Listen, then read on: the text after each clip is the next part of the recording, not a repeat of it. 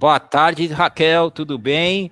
Nossa, eu perdi até o fôlego de tanta informação tão rica da sua experiência em diferentes eventos pelo mundo.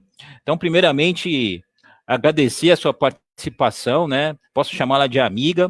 É, estamos muito felizes de tê-la aqui. E eu fiz uma pergunta para Cacilda, será que no Super Bowl de ontem tinha voluntário?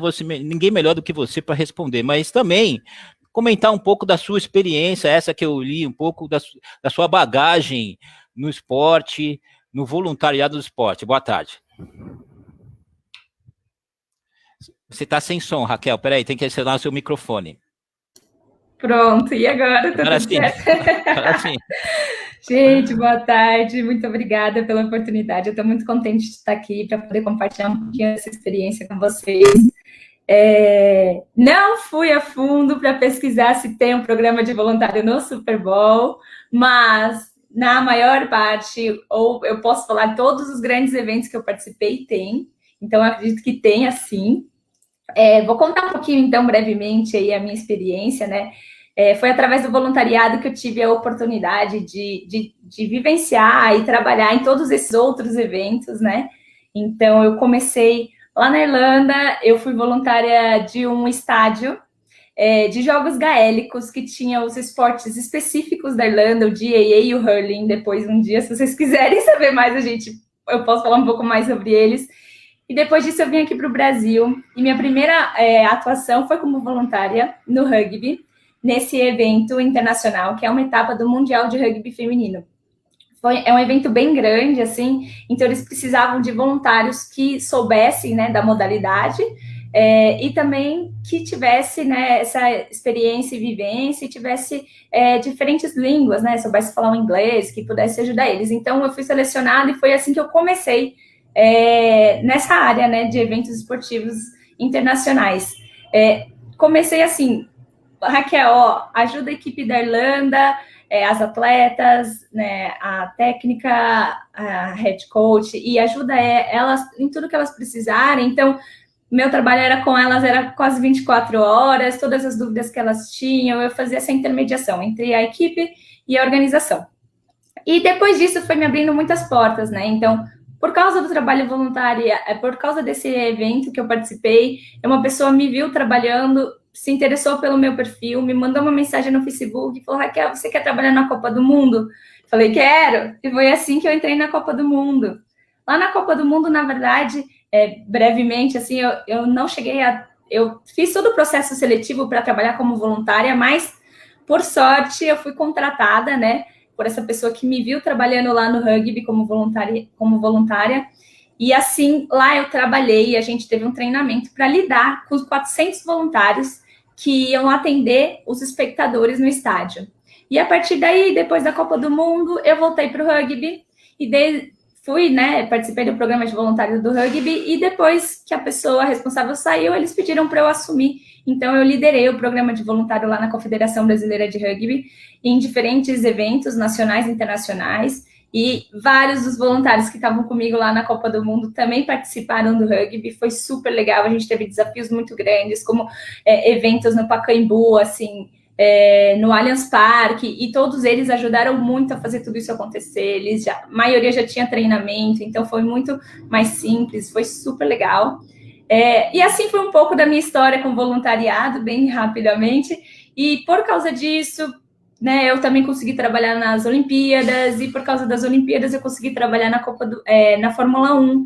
Então, basicamente assim, para mim, na minha vida, o voluntariado no esporte trouxe muitos benefícios, assim, profissionais, pessoais. Acho que é isso. Perfeito, perfeito. Vamos passar aqui a palavra à nossa professora. Cacilda vai fazer a próxima pergunta. Obrigada, Dona Raquel. Bem-vinda ao nosso programa. Faz tempo que nós gostaríamos de trazê-la aqui para conversar conosco, porque a gente sabe de toda essa bagagem que você traz, né, nesses grandes eventos esportivos de atuação, e a gente sabe também a sua dedicação e, de fato, o seu perfil para trabalhar com esses mega eventos, né? E aí eu queria, na verdade, puxar um pouco também para esse início, quando você pensou em começar, né? E o que te motivou, né? E por que eu pergunto isso? Aí eu vou, né? Vai ser a Cacilda acadêmica falando um pouco aqui, né?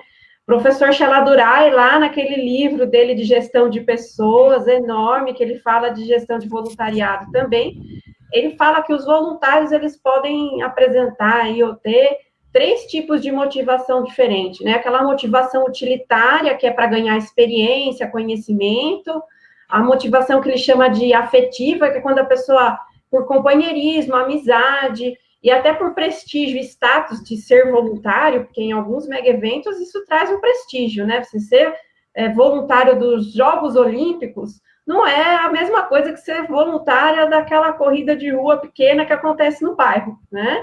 Então, isso também traz um prestígio, um status aí até para o currículo, né?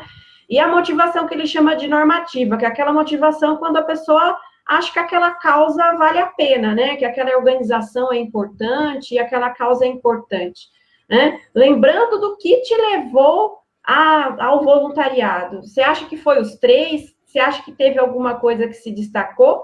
E você, enquanto líder de programas de voluntariado, você vê qual o perfil? O que leva mais as pessoas a procurar trabalhar voluntariamente em eventos esportivos?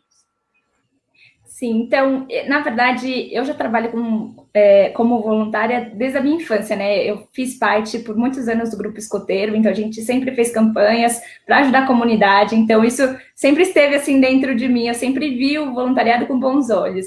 E aí, quando ficamos sabendo, né, que a gente ia sediar aqui a Copa do Mundo e as Olimpíadas, eu pensei, eu quero participar, eu quero muito fazer parte disso, de alguma forma. Eu pensei ou como voluntária, ou como contratada, mas eu sabia que ia ter muita gente querendo também e a concorrência ia ser muito grande.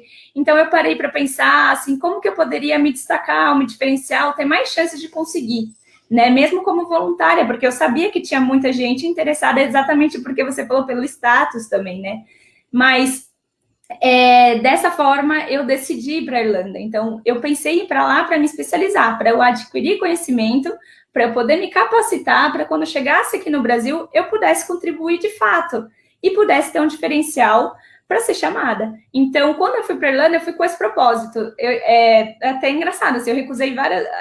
tentei trabalhar em diversos, né, segmentos, mas recusei alguns, pensando em focar apenas no esporte, para conseguir ter essa experiência. Eu não queria voltar para o Brasil sem ter essa vivência, né?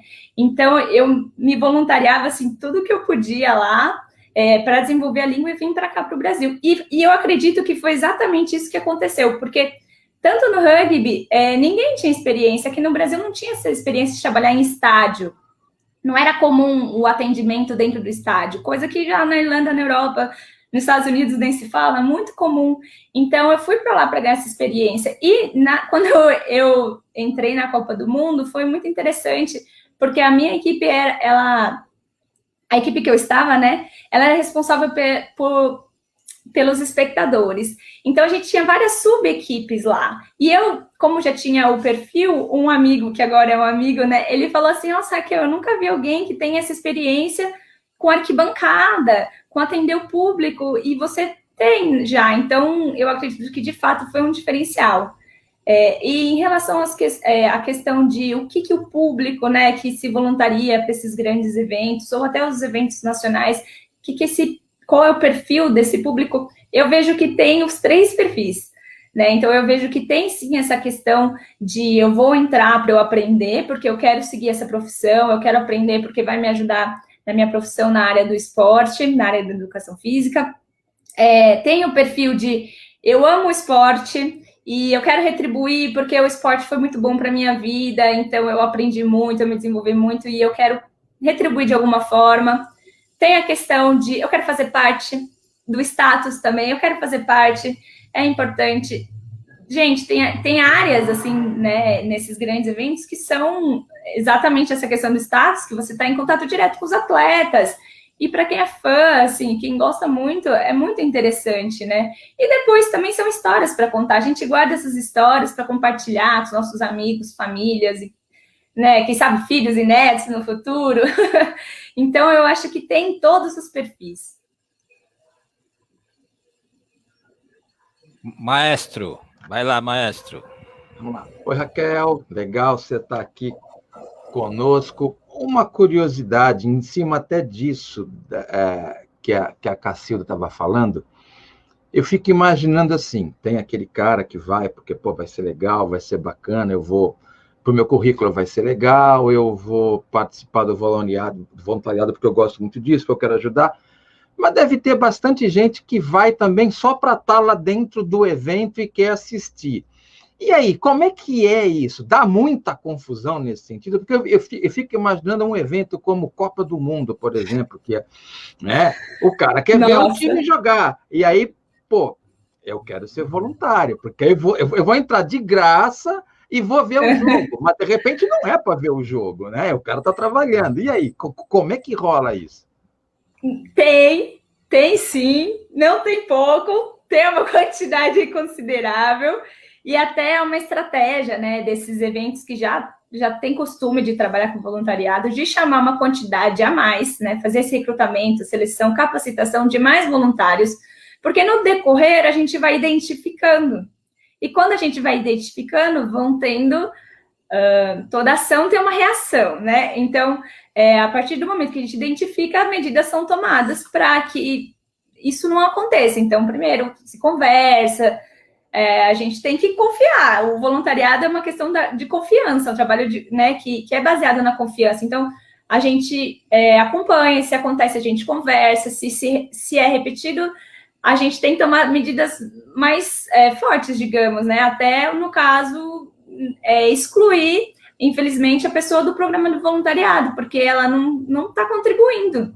Então, precisa dessa troca, né? Na Copa do Mundo aconteceu bastante, até porque a nossa área, ela ficava em volta, né? Ela ficava na arquibancada, de fato, então muita gente ficava assistindo. Tinha voluntário que queria, assim, trocava de roupa, sabe? Ia com uma outra roupa, trocava, fingia que não era voluntário, mas a gente já sabia, a gente já tinha um treinamento, então a gente dividia em equipes menores, tinha líderes para acompanhar cada grupo de voluntário, então a gente tinha esse controle um pouco maior, e a gente conseguia fazer essa intervenção e esse monitoramento. Mas também, por outro lado, a gente identificava pessoas que eram apaixonadas, que eram super proativas, que eram super comprometidas, que queriam fazer o melhor e estavam lá, de fato, assim, vestindo a camisa de verdade. Então, bom, para mim, eu guardo mais essas pessoas que estavam motivadas, interessadas e que estavam fazendo um trabalho, assim, excepcional. Eu guardo isso, na verdade. Não, eu imagino, porque assim, eu lembro de 2003, a final Santos e Boca Juniors, lá na Argentina, e eu fui para Vila Belmiro para assistir o jogo no telão do Salão de Mármore. Aí está começando o jogo, ou acabando, nem lembro, eu olho para o campo, e quem eu vejo no campo? Dentro do campo, meu irmão. Ele cavou uma boca de segurança. Ele nunca trabalhou de segurança na vida, ele cavou uma boca, ele estava vendo o jogo dentro do campo, acabou o jogo, vem ele puxando o Diego, o Robinho, eu falei, meu Deus, é o meu irmão lá. Pois acontece assim, eu lembro na Copa do Mundo que teve um voluntário que falou assim, mas a Raquel deixou, me chamaram no rádio na hora, Raquel, como assim você deixou? Falei, gente, a gente trabalha com 400 voluntários, eles conhecem o meu nome, porque é a gente que está aqui liderando. Ele falou isso, mas eu não deixei, não. E aí a gente contornou essa situação. Ok, Raquel, mudando um pouco o olhar agora, a gente aqui no Arte Bancada, a gente procura comentar as diferentes manifestações esportivas, né? A sua grande experiência são em grandes eventos do alto rendimento. Mas aqui, até da Fundação Setaporte, a professora Cacilda falou uma das motivações que leva a pessoa ao voluntariado, ao trabalho voluntário, é a questão da causa, né? Então, aqui na Fundação, tomando nós por experiência, nós temos um programa esportivo, a gente tem uma relação, tem alguns grandes patrocinadores, que eu vou até nomear aqui, a Unimed, Banco da Ecoval, MRS, Santos Brasil, CUFICO, são grandes patrocinadores. E todos eles, e aí já não é mais grande evento, é muito importante, eles sempre comentam e perguntam, questionam e querem saber qual é a proposta de contrapartida, de trabalho voluntário que o programa esportivo oferece para as suas empresas ao patrocinar o nosso programa. Então, nesse ponto, eu queria ouvir da sua experiência, né, o que uma organização esportiva como a nossa, o que faz o esporte em outra manifestação educacional, quem tem outro patrocinador, não tirando um pouco o olhar do evento, o que uma oferecer para essas grandes empresas realizar esse... Entendeu? Então, Oi, Raquel. Eu penso... Oi, tá me ouvindo? Eu penso da seguinte forma, eu acho que tem dois caminhos, né, que são complementares, tá, no meu ponto de vista. Em relação às causas, eu trago muito da bagagem do escotismo, né, então a gente fez diferentes campanhas, né, e eu acho que existe a necessidade de verificar o que a comunidade precisa, qual que é a necessidade da comunidade. Então, por exemplo, eu acredito que possa ser feito, se a comunidade necessita de doações de equipamentos tecnológicos ou produtos de higiene, se ela necessita de alimentos. Então, a campanha, né, campanhas de ações sociais, elas são bem-vindas no esporte também. Se a gente pegar diferentes esportes, também fazem campanhas, né, para ajudar a comunidade ou para divulgar um tema. Eu acho que essa é uma linha. Eu acho que a outra linha é essa questão do esporte propriamente dito. Então, quando se tem um campeonato, por exemplo, né, ou um festival, eu acredito que, com certeza, qualquer pessoa pode ajudar como voluntariado, tem muitas funções, é muito complexo, mesmo o evento mais simples, como a Cacilda falou, sem voluntário não tem evento, nem amador, nem profissional, não existe evento esportivo, né, no caso. Então, por exemplo, ela pode ajudar a equipe de arbitragem no seguinte sentido, ficar responsável pelo placar e atualizando o placar, ficar responsável pela cronometragem, ela pode ajudar também, como a Cacilda falou, em relação aos atletas, às crianças, né? Qual que é o suporte que elas precisam? Elas precisam ter as águas lá organizadas, elas precisam ter alimento para depois do jogo, ficar responsável por isso. Elas também podem ficar responsáveis por questões do material, por exemplo, que vai ser utilizado no jogo. Parece simples, mas é complexo. Se você pegar um festival que tenha mais de 2 ou 3 jogos, já começa a ficar até mais complexo. Então, você precisa de pessoas que atuem, né, nessas diferentes áreas, assim. Até pessoas que gostam da parte de comunicação, também pode ajudar. Então, eu acredito que tem essas duas linhas e elas podem ser complementares ao longo do ano.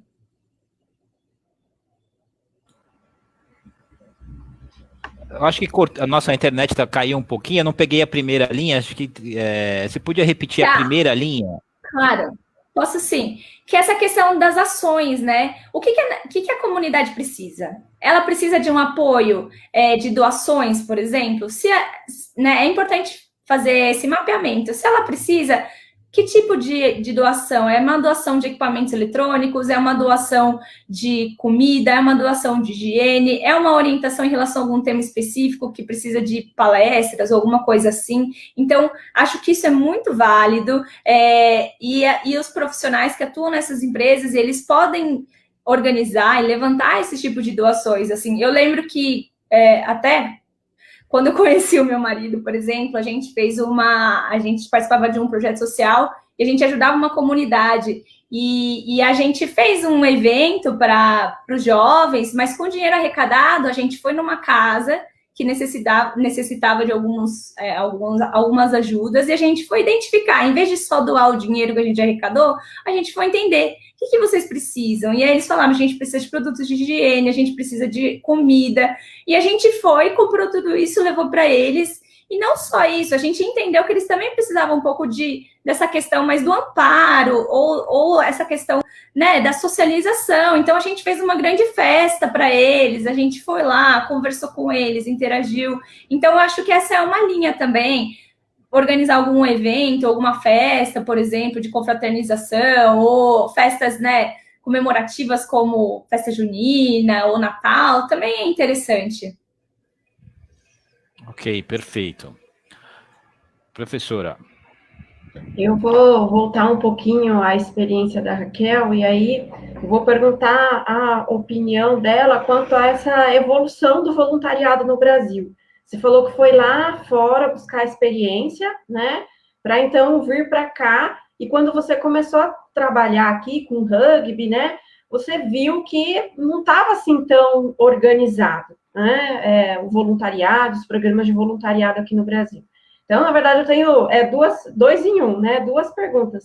Você sente que hoje tem essa diferença ainda do voluntariado fora do Brasil e aqui no Brasil, ou se houve até uma evolução aqui no Brasil, a partir até das experiências dos mega eventos aqui no país?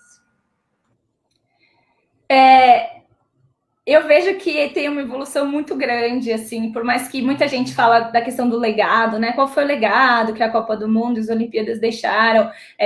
Eu não sei medir isso, assim, em relação para a comunidade ou para o Brasil, mas eu sei que nesse sentido da sua pergunta, hoje a gente tem voluntários muito capacitados. Para você ter uma ideia, assim, não só voluntários, mas as pessoas que trabalharam hoje, elas são exportadas, digamos assim, para outros países, para trabalhar com eventos esportivos, pelo perfil do brasileiro também, que gosta de ajudar, gosta de estar envolvido, faz um trabalho bem feito, é dedicado, né? Não tem tempo ruim. Então, a gente é bem visto lá fora e cada vez mais eles estão buscando pessoas profissionais aqui no Brasil para trabalhar em eventos internacionais também. Então, com o voluntário é a mesma coisa, assim, por quê? Porque muitos voluntários participaram, então eles receberam essa capacitação, esse treinamento.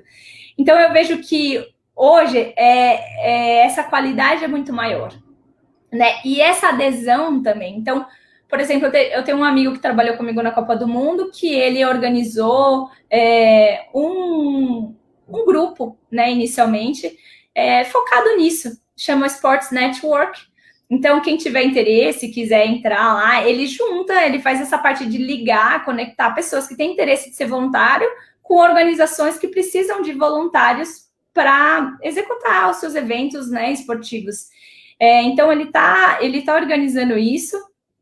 Tá super legal, por exemplo, no rugby teve o campeonato que chamou os All Blacks, né, para fazer parte, que foi no Morumbi, e praticamente a maior parte ali dos já tinham voluntários, né, do rugby, mas ele liderou, ele levou uma equipe inteira ali para atuar e trabalhar junto. Então, acho que foi super legal, tem iniciativas muito boas, e eu vejo que eles estão cada vez mais capacitados mesmo.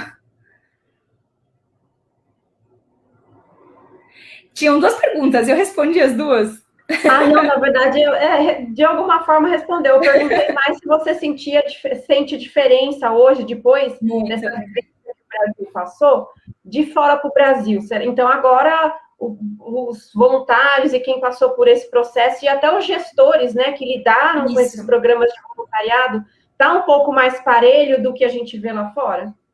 Muito. Tá, sim, com certeza. E eu até estava falando do legado, né? Porque, assim, por causa das Olimpíadas, principalmente, a gente recebeu aqui no Brasil muitos eventos internacionais. Então, todos esses aí, né, que eu falei, foram em decorrência também disso, né? Então, eu também trabalhei no Mundial de Ginástica Artística, que tiveram muitos eventos, então precisou de muitos voluntários, e até eu lembro, quero contar essa história, porque teve uma senhora que trabalhou como voluntária na Copa do Mundo comigo, e na época ela estava enfrentando um tratamento de câncer, né? Estava sendo muito difícil para ela, mas o programa de voluntário ajudou ela a passar por isso, a animar ela e tudo mais. E assim, ela gostou tanto, fez uma diferença tão grande na vida dela, que depois ela foi voluntária em outros esportes. Então, por exemplo, eu encontrei ela sendo voluntária no Mundial de Ginástica Artística. Nas Olimpíadas, ela não tinha conseguido, ela fez todo o processo, ela passou e ninguém chamou ela. Ela me ligou e falou: Raquel, eu fui selecionada, ninguém me chamou, eu não sei o que eu faço. Eu falei: pera só um pouquinho, me fala quem é. Liguei para a pessoa falou: fala para ela vir aqui amanhã. Então, ela também participou das Olimpíadas, conversei com ela recentemente, né? E ela falou que ela está super animada para ser voluntária em um evento esportivo que vai ter na Bolívia, se eu não me engano. E aí eu comentei, né? Eu lembro que você ia, né, para outros países para ser voluntária. Então, me conta um pouquinho. Ela falou, eu já fui voluntária em eventos esportivos. Eu vou ter uma cola aqui, no Chile, Peru, Bolívia, Colômbia. Então, desde então, ela gostou tanto que ela continua sendo voluntária. Então, claro que também ela vai lá, ela aprende e traz para cá. E um detalhe que eu acho importante né, ela é uma senhora da terceira idade. Né? Às vezes as pessoas não pensam, o voluntário também pode ser da terceira idade. Sim, lá no rugby, as meninas, eu chamo, né, elas levavam o piquenique delas, e no momento que tinha o break, né, que a gente faz o rodízio, elas estavam lá com o banquete do piquenique delas, conversando, se divertindo. Gente, é sensacional! Raquel, diz uma coisa, em cima dessa história que você contou, você e seu marido atendendo uma comunidade, tal, o que está faltando aí?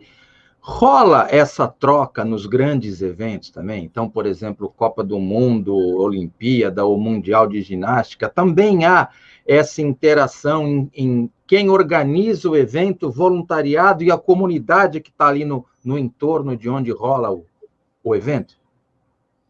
Sim, então, por exemplo, no rugby, eu vou pegar mais, que eu tive mais proximidade nesse sentido, porque assim, a Copa do Mundo e as Olimpíadas é um evento muito grande, então eles dividem em áreas. Então, por exemplo, a minha área não tinha acesso a essa área que era relacionada à comunidade, mas eu vi, através das confederações, eles faziam bastante ativação com as comunidades para entender, para estar junto. Eu não sei lhe dizer se é exatamente nesse sentido das campanhas, das doações, mas eu sei que era nesse sentido da interação, de divulgar modalidade, de tentar trazer as pessoas para praticar, mas fazer atividade física. Eu acho que foi mais nessa linha, assim, nesses grandes eventos. E também no rugby também, mas, por exemplo, quando a gente organizou o campeonato no Pacaembu e no Allianz, a gente fazia campanha. Então, a gente fazia campanha de doação de alimentos. Então, em vez de se pagar o ingresso, a pessoa doava 1 quilo de alimento, ou mais, conforme ela gostaria, ou doava um livro.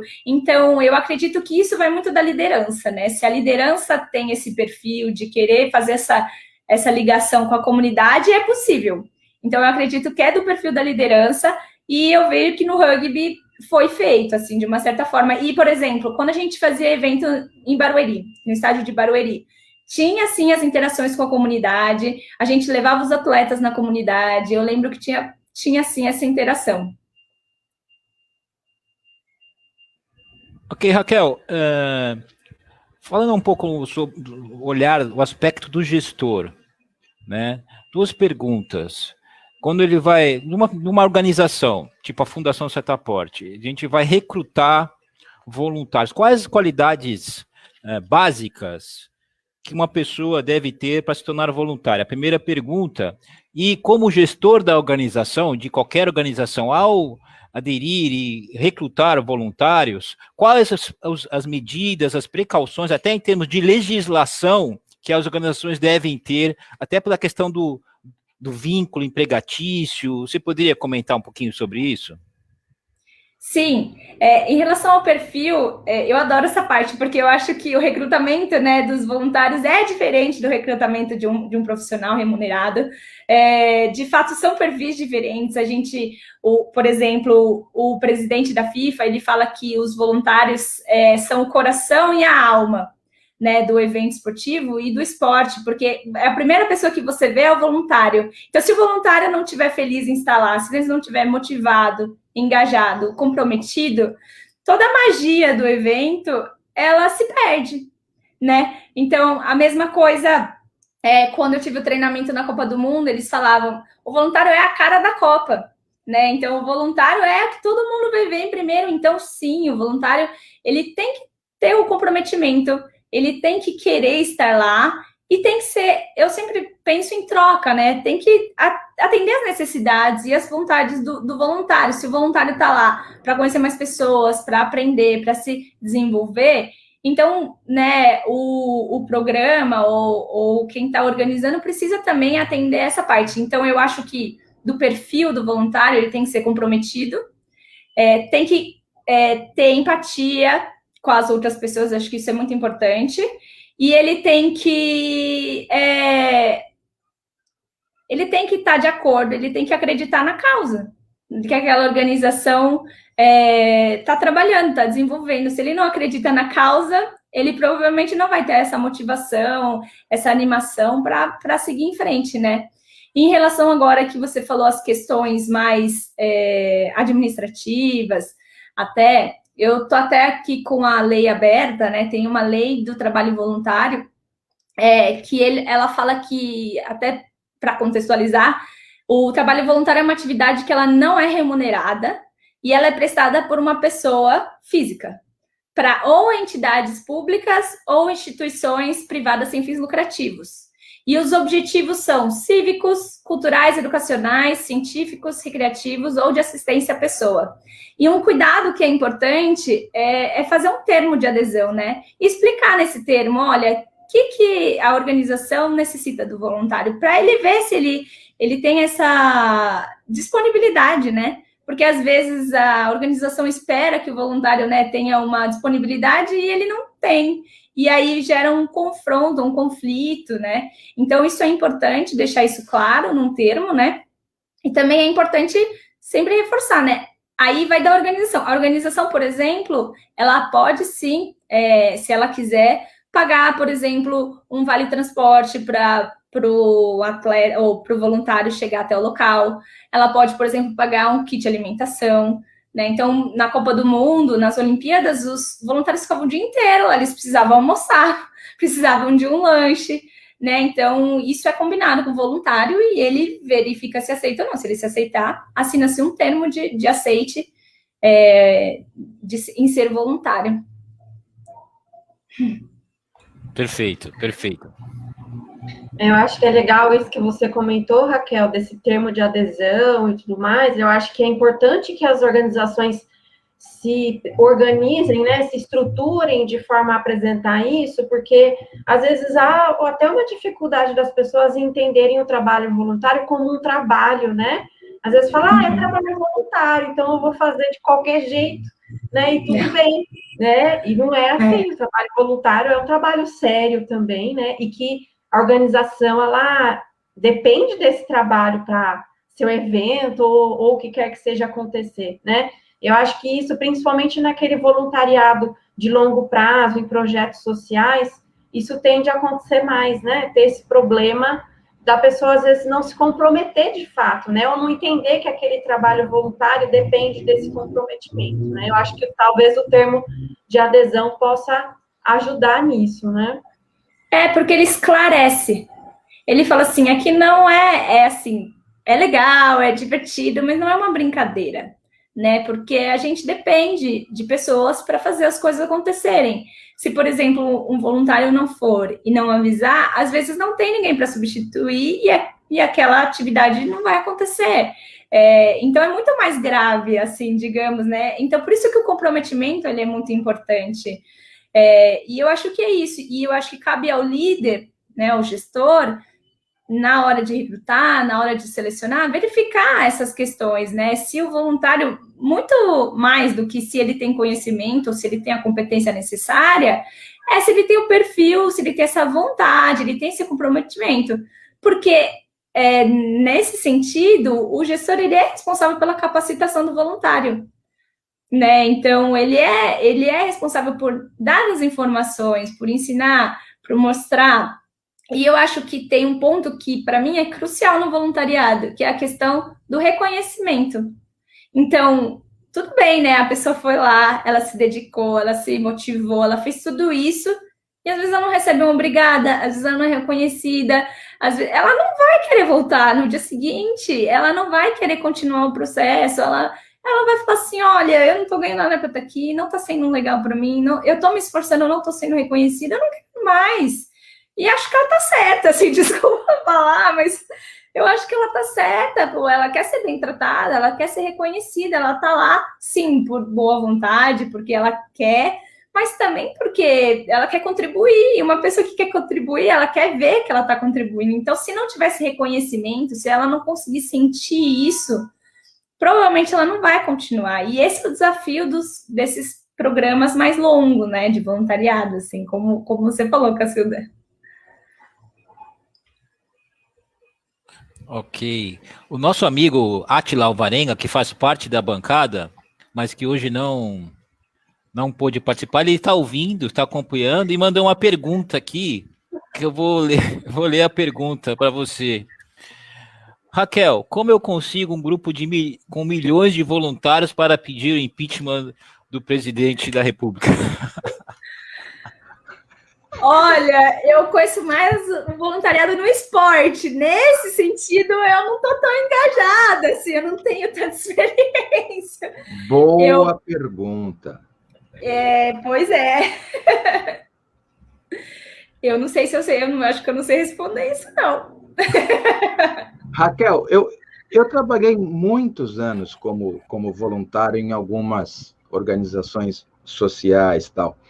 E rolava muito essa encrenca, né? Eu sou voluntário, mas eu vou quando eu quero. Eu sou voluntário, mas hoje está chovendo, eu sou voluntário, mas não sei, mas eu faço trabalho lá. E teve uma época que eu e um outro amigo, nós chegava assim, ou 24 ou 25 de dezembro, e Dia das Mães, Dia dos Pais, a gente pegava os dois e a gente rodava hospital aqui em Santos, a gente fazia contato antes e entrava nos quartos, conversava com quem estava no dia 24 internado, por exemplo. Aí uma vez uma menina quis ir, entrou no primeiro quarto, começou a chorar, saiu. Entrou no segundo quarto, começou a chorar, no terceiro começou a chorar, eu tirei e falei, filha, pelo amor de Deus, não, se é para começar a chorar, então deixa eles aí, né, mas não, como é que a gente lida com isso, né? Assim, eu sei que tem muita gente com muita boa vontade.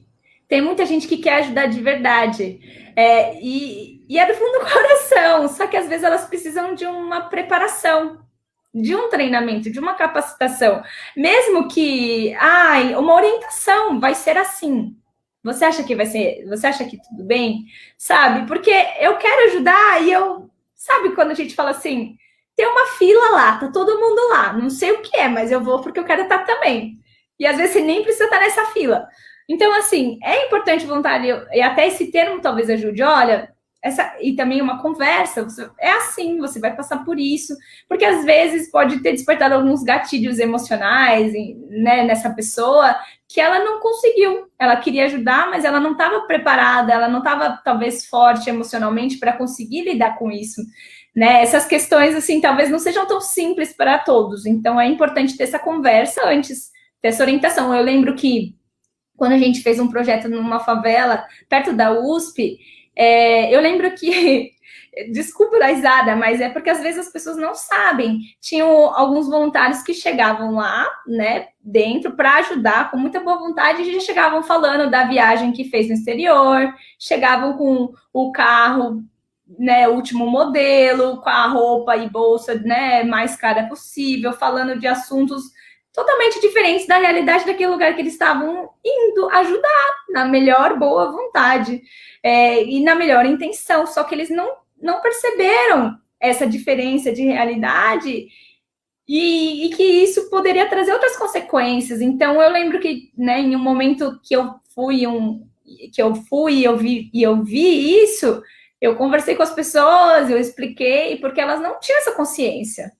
né? Olha, gente, vamos, né? Nossos assuntos têm que ser diferentes, a gente tem que tomar cuidado com o que a gente fala, como a gente fala, o porquê que a gente está aqui, o que a gente quer de fato, nossa postura é importante. Então, eu acho que esse olhar é um olhar mais de cuidado, né? Para conseguir entender aonde eu vou ajudar e se eu tenho um perfil para isso. E se eu não tiver, quem está liderando precisa fazer essa ponte, precisa trazer à luz essas questões para o voluntário poder escolher. É assim que eu penso. Raquel, realmente a nossa conversa está sensacional. Tenho certeza que todos que estão acompanhando estão curtindo bastante, assim como eu, que sou um grande fã seu. Mas, infelizmente, o nosso horário aqui já está estourando. Queria agradecer a sua participação, dizendo que aprendi bastante aqui com você sempre, né, nas nossas conversas. Dizer que a Raquel é mestranda. Quando você defender o seu mestrado, Raquel, a sua dissertação, você vai ser convidada aqui novamente para vir falar sobre o tema, que é muito interessante, se você me permite, é coaching, né? Depois que você defender, você vai vir. Então, assim, agradecer e fazer a pergunta que o maestro fez. Você sabe em que estado, essa pergunta, em que estado brasileiro nasceu Yamandu Costa, Raquel? Você estava prestando atenção nos destaques? Claro que eu estava, eu achei muito bonito, de verdade, eu fiquei impressionada, eu não conhecia, mas assim, eu vou pensar, tem uma cola aí, alguém falou no sul. Eu posso seguir, ó, Rio Grande do Sul, obrigada, gente. Olha, Naira. Acertei? Acertei não, né, porque eu colei, eles acertaram. Deram a ficha inteira, olha lá. Passo Fundo no Rio Grande do Sul. Muito bem. Ó. Mas os créditos não são meus, hein? Mas a resposta do Átila foi sensacional. É a melhor. E eu vou... Rapidinho. Eu tive a oportunidade, através de um amigo, de ir à casa do Yamandu Costa, quando ele morava no Rio de Janeiro, há uns anos atrás, né? E o cara, além de tocar isso tudo, é de uma gentileza, o cara é uma flor, um amor de pessoa. Então, você pensa assim num músico que tem o reconhecimento internacional que ele tem, e fala, o cara é fresco. Nada. O cara é gente finíssima demais. E é isso aí, gaúcho sempre com o chimarrão do lado. Assim. Então, Raquel, muito obrigado. Foi muito boa a sua conversa aqui. Queria que você fizesse os comentários finais. E antes, você falou muito sobre rugby aqui. Depois que você comentar, vou falar alguma coisinha sobre rugby. Vai lá. Combinado. Então, gente, muito obrigada. Espero que eu tenha ajudado de alguma forma, tenha esclarecido um pouquinho mais essa questão do voluntariado, e eu incentivo bastante. Então, claro que agora na pandemia é mais difícil, mas essas questões de campanhas, de doações, não é difícil. Na verdade, eu acho que o momento pede isso também, quem puder se engajar, quem tiver condições, porque a gente sabe também que a situação é difícil para todo mundo. Mas é isso, assim, então eu recomendo para quem puder e quem quiser, é muito legal, tem muitos benefícios, muitas oportunidades que, para mim, mudou minha vida. Então, acho que é isso. Muito obrigada, gente. Obrigada a você, Raquel. A gente que agradece. Eu tenho certeza, Raquel, que você, com tanta experiência no rugby, você conhece bastante sobre rugby, né? Sim. Mas não é o caso, de repente, dos nossos amigos e amigas da RBA Litoral que nos estão ouvindo aqui hoje, acompanhando essa importante entrevista. Então, eu vou convidá-los e convidá-las para a semana que vem. O nosso entrevistado da semana que vem é o Virgílio Franceschi Neto, e vai falar sobre a contribuição da gestão do esporte para a realidade do rugby brasileiro. Aqui a gente comentou que a gente aborda diferentes manifestações, diferentes modalidades. Vamos conhecer um pouco sobre o rugby. O que você acha, Raquel? Eu acho que todas as modalidades que ainda não são tão conhecidas, elas precisam sim de um espaço. O rugby é um esporte colaborativo, né, que tem muitos valores ali e que esses valores podem ser aí aprendidos e disseminados pela sociedade. E acho que vale super a pena. Não percam. É isso aí. Essas palavras que vale a pena, como valeu muito a pena hoje, a nossa conversa com a Raquel Nakamura, fera sobre voluntariado. A gente termina hoje nossa conversa desejando uma ótima semana. Todos se cuidem, fiquem com Deus. E aí um beijo no coração para cada um e cada uma. Obrigado. Tchau, tchau. Tchau, tchau, pessoal. Em pé.